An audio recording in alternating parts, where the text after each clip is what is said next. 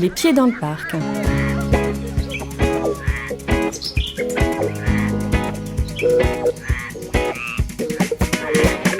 En cette saison de castagnade, les pieds dans le parc s'arrêtent sur une étape clé de la culture de la châtaigne, l'élagage.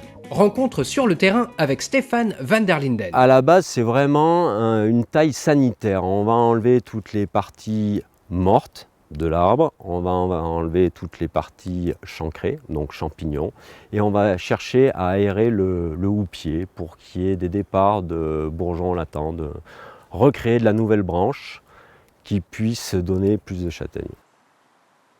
Certaines personnes connaissent leurs arbres, ils sont nés quasiment dessous et ils connaissent leurs arbres par cœur.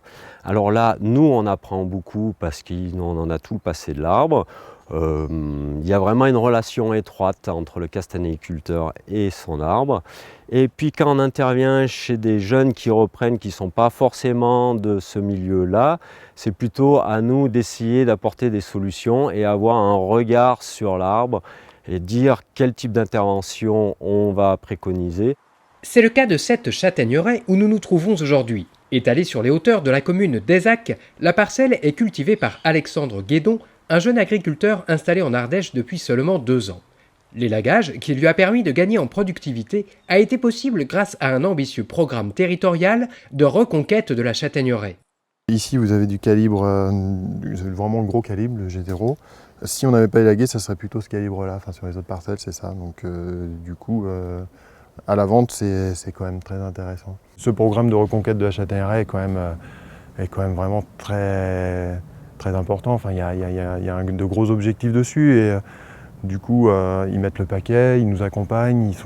C'est pour moi assez facile d'accès, parce qu'il y a juste un petit dossier à remplir. Et voilà, derrière, ça suit. Enfin, moi, je ne me suis pas posé 1000 fois la question si j'élague ou pas, quoi. Pour moi, il fallait le faire. Ouais. À l'origine de cette initiative, un diagnostic qui invite à l'action. Sur le département, en Ardèche, on constate un fort déficit de châtaignes. Les industriels du secteur, la filière, estiment qu'on manque de 2000 tonnes de châtaignes d'Ardèche.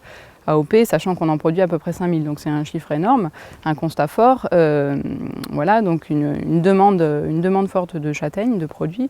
En même temps, il y a un autre constat qui est sur le bois de châtaignier. Effectivement, c'est un bois qui est très intéressant, c'est un bois qui est utilisé en charpente, qui est utilisé en menuiserie, en ébénisterie également. C'est un bois qui est résistant à l'extérieur grâce à la présence de tanins, qui est utilisé aussi comme bois de chauffage et qui en même temps est peu valorisé. On utilise une très faible partie de l'accroissement naturel des châtaigneraies à l'échelle du parc.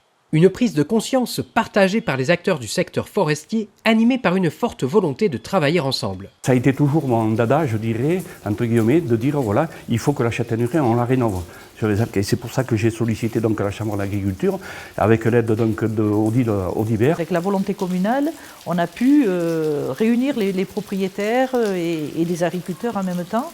D'abord pour faire connaître le programme de reconquête, on a été un peu un des démultiplicateurs de la connaissance, et petit à petit aussi pour sensibiliser les propriétaires à la nécessité de transmettre leur châtaigneraie.